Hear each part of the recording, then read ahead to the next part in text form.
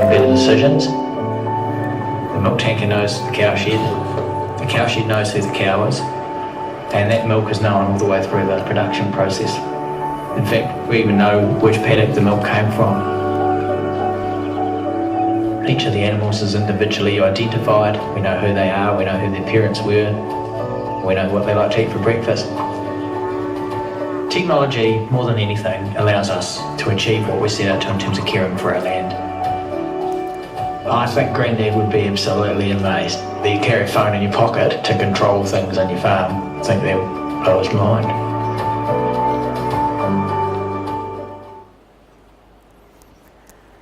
Hi everyone, I'm Evelyn Seewald. I lead the digital part of the business for our farmer-facing teams, and I guess really thought we'd start with a video which many of you would have seen on TV recently, but really showcases that farming is much more technical than it's ever been, and we've got some very smart and sophisticated farmers in New Zealand.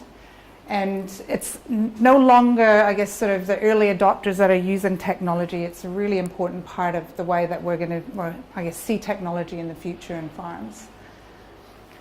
So, for those of you that know, I guess, Fonterra's recent movements in Auckland, we just recently moved into a really nice new building in Fanshawe Street. But as part of the clean out of the old building, we found some really interesting material, and one of the people in my team brought this to me, which is a picture of our initial fence post launch. So our farmers have been adopting technology in New Zealand for quite some time. So this was in 2000. Same problem. So we were still trying to look at how we get information on productivity, how we farm effectively and efficiently. And at that time, you could buy a computer with fence posts loaded on it for $2,000, and for an extra $500, you got the desk as well. So we've come a long way in 17 years. So I think Ariel pointed out this is still black and white newspaper ad. That's not really that long ago. And David, who's just walking in the room, who I'm going to point out, was involved in this original piece of work. So you'll remember this. So today, 90% of our farms are using technology in one way or another to connect with Fonterra, let alone run their businesses. And it's not on a desktop, it's actually on mobile now. So if you kind of think that always on, running your business real time, that's really where we're heading. So why is that important? If you think the challenges we face in the global supply chain of food, we've got huge changes in what consumers are demanding. We've got real big challenges in terms of what we need to address locally with sustainability and driving efficient farming and so on. So right throughout that supply chain, I guess we're being driven to think about things differently and really thinking about how we disrupt, I guess, that supply chain. So on the consumer end, I mean, imagine a world where, if I think back to, for those of you that are trying to pick my accent, I'm a Canadian that grew up in mining towns over there, and I remember, the reruns of the Jetsons where I was talking to my friend and we'd say, do you think we'll ever eat like a cheeseburger in a pill? And that was quite some time ago, but now it's not actually that far off of being a reality. And so what we're competing against, when we've got synthetic burgers and synthetic milk and things growing in petri dishes, is coming up with, how we're actually going to really disrupt the way we do agriculture and farming and so on, and still add some real value. So how we farm is really important, and many of you have seen a lot of the global trends around vertical farming, container farming. Some of the things that we saw in the States were really full IoT kitted out, reusable or upcycled containers. And I guess really we're looking at a lot more urban farming as well, and globally there's a huge amount of pressure for protein, and how do we actually sort of extract that for consumers. But in farming itself, there's a real transformation, and I guess that's where ag tech and digital is a real important part for our farmers. We're seeing obviously robotics and precision agriculture, a lot more data that we're trying to use, and the amount of data is just going to explode in the next little while.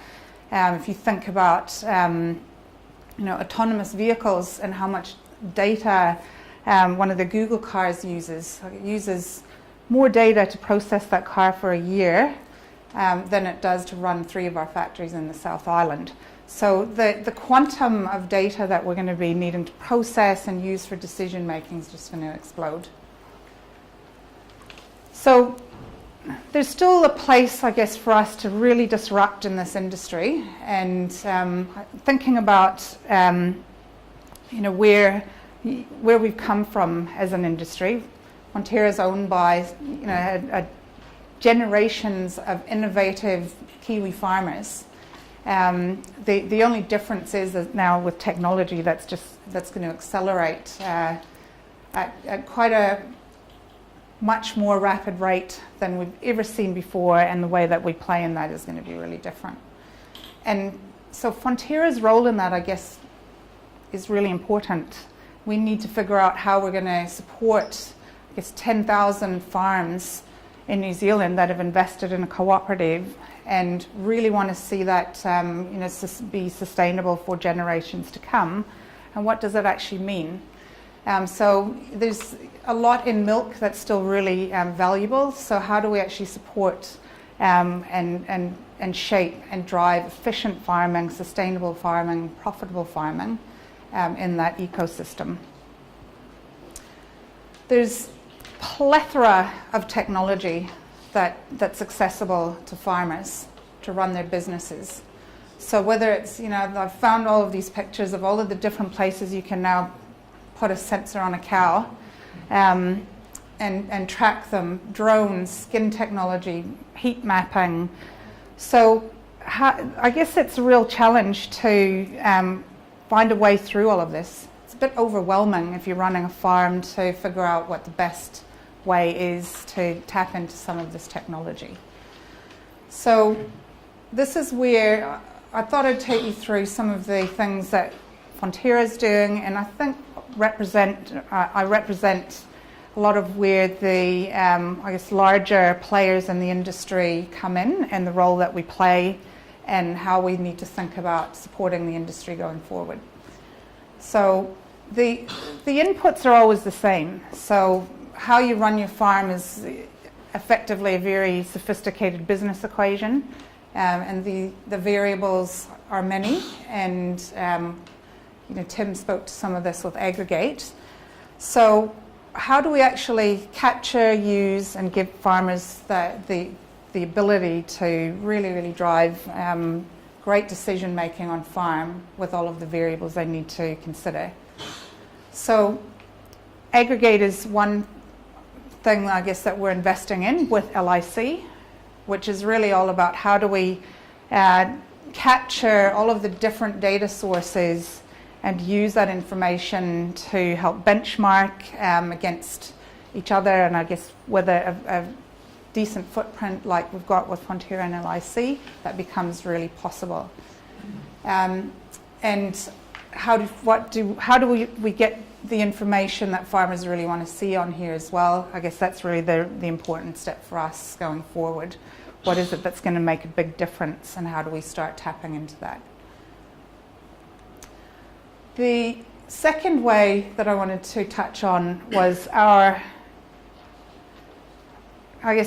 step towards connecting the innovators in the industry with our farmers, and how do we actually filter out all of the different tools that are available, and technology and Internet of Things and so on, and actually use that pool or brain trust that we've got in New Zealand and globally, and connect that to people that need that information.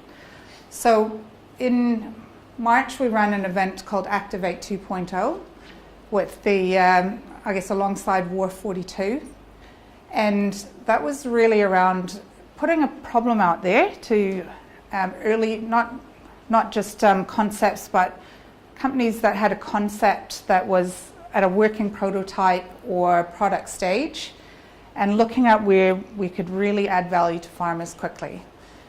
So we opened it up. We had a very short time frame, and Ariel, who's sitting in the front row here, helped us pull that together. We had a 1-week application period. We had 20 companies that entered. We had a short list of 7 companies that presented to a panel of judges in a Lions or Dragon's Den type format. And then a short list of 3 companies that actually pitched to a group of 400 odd farmer-facing Fonterra staff who are up and down driveways every day and who voted on what they felt was going to add the most value to farmers. So the next slide here, get this to work, is a video of that event. And for those of you who came to the first presentation, you'll know who was successful there. All right.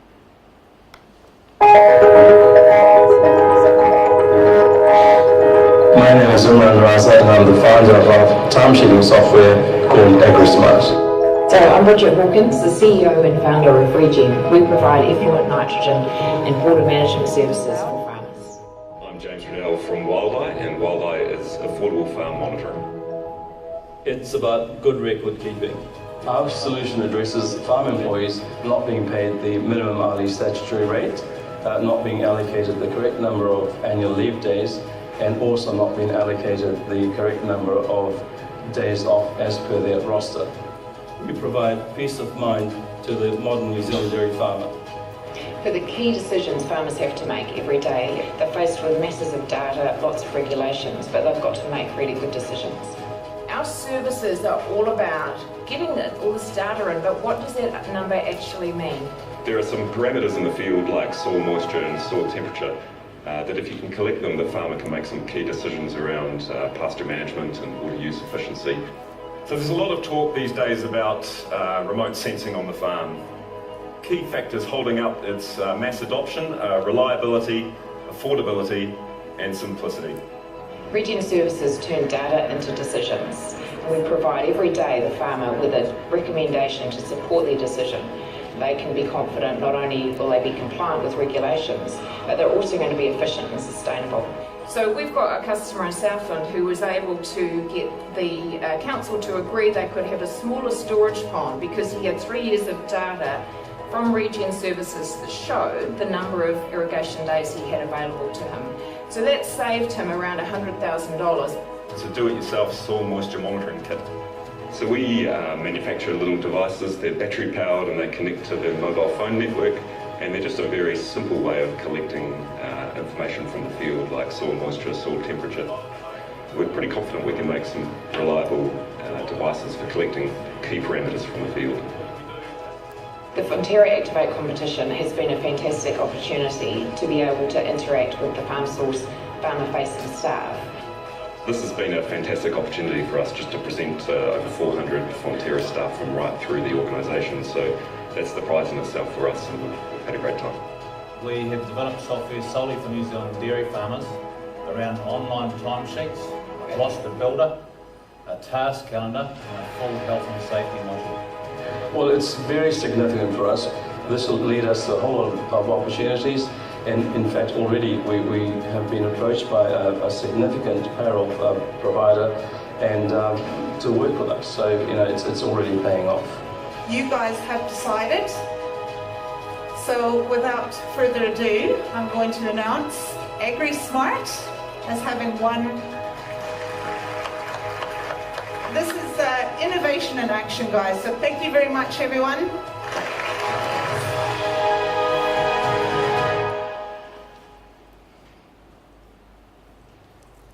So we had a lot of fun with this event, I have to say. It was really interesting to see what innovation is out there. And I think what's important for, I guess, for me, for my team, and for us, I guess, in the room, when we're thinking about how we're investing in agri-tech, the players in New Zealand and the support that they need and the effort that's required to connect those companies with their end users is a really big step, or an important part of, I guess, any business plan. So what role do we continue to play in bringing those people together? So one of the prizes for this was sending AgriSmart over to Silicon Valley to the Ag Investment Week over there, or the Ag Forum. And I guess at a personal level, I get great satisfaction having a chat with Mark and Imran, and them saying how it just really opened their eyes, where they were just thinking about the small New Zealand 10,500 farmers that they could sell this to, and really seeing what was possible. So really fostering that innovation community, I guess, is an important thing for us going forward. And if you think about the getting products or services that our farmers are wanting to see better information on through Aggregate, this is also another really valuable vehicle. So that's a key approach that we'll continue to do. It's called Activate 2.0 because it's the second time we've done it, and I guess really we'll assess how we actually continue investing in this this type of approach to connecting innovators and farmers in the tech space. So lastly, I wanted to speak a bit to Fonterra Ventures. Now, Fonterra's recently invested heavily in disruption across its full value chain, and this, I guess there's a number of different ways that you need to connect with the innovators. One is those that are looking at a channel to market, and that's where Activate comes into its own. Fonterra Ventures is really that early stage, idea stage of startup companies that want to look at playing in the space, and that's another vehicle that we've now got available to us within Fonterra. So it's a really great adventure to be part of within Fonterra, looking at how we actually connect the innovators and really get the value for our farming community. So I have one more video which really looks at the wider supply chain and something that we all need to think about, and then we'll have to some questions from there.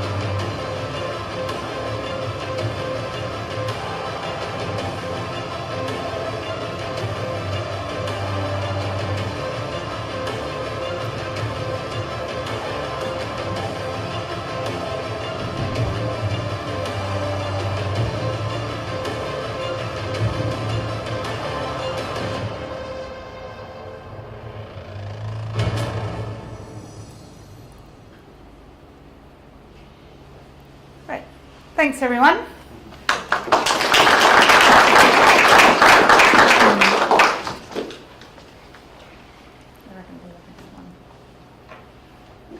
So I don't know whether anyone's got any questions or feedback or comments. Just even the light. Great. So contact us. Sorry. Generally, you talked about what is happening to milk and artificial milk and what's going on. You talk about the disruption. What's happening to milk as far as that disruption's going? What's happening as far as milk? Yeah, the actual product. The actual product itself. So it's a very good question, because part of what we do in New Zealand, and you would have seen what we're doing with some of the consumer products like mozzarella and the way we invent there. New Zealand's got milk as a very long historical product, right? So it's an old product. It's an old food product in general. So the value of milk going forward is really going to come out of extracting the value of the components of milk potentially, and as we move into that space, and New Zealand's advantage in the clean, green, natural food source part of the supply chain is also very important. So it's really going to be about those three areas: how we change the consumer products and what we do with milk to get more creative there, what we're doing with the components and the nutritional value of milk, and then how we're. But you see, there's artificial meats coming along. Mm-hmm. Milk, artificial milk, Coca-Cola, or anyone else like that in this world. Yeah. It's definitely something that we're going to have to keep an eye on. I mean, that's why we're looking at all of this. From a disruption perspective, it's coming, right? And for us to ignore that is not a smart move. So, I guess it's for us. It's there will always be, I guess the way we trust that there's always a value in actual milk itself as a food source. But the way we play in that space is going to be different, and that's, I guess, really where we need to think of it disruptively around the products, the way we use milk, the way we produce milk, and so on. But yeah, I mean, that's kind of the Jetsons example. Like, there's still some time to figure out where it's how it's going to play out, but. Synthetic burgers, for example, are already available at around cost of production $10 now, $10 US. So that is definitely an up and coming food source. And how do we play against that? Yeah. What's the biggest challenge in getting to the digital farm? So there are a few challenges. I mean, obviously, we're working very closely with connectivity providers in getting real-time data off farms, and we've got a number of pilots that are happening through the likes of Spark and various others. But that's definitely the speed with which that can happen is going to improve the speed with which we can get data off farm. The rest is really figuring out what's going to work. I mean, there's so many sensors out there, figuring out which ones are going to add the value, and cost of sensors invariably is going to come down. So it's figuring out what the best products or services are in that space. Yeah. Fonterra Ventures, does that function like a traditional venture capital firm with a investment mandate and a debt fund, or is this something different? It is a separate fund, if you like, and a dedicated fund. And there is a process of, being able to, I guess anyone can apply to have their idea go through that particular fund.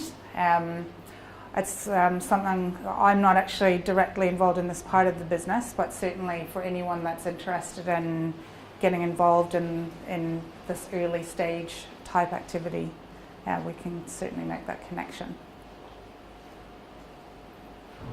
Yeah. Okay.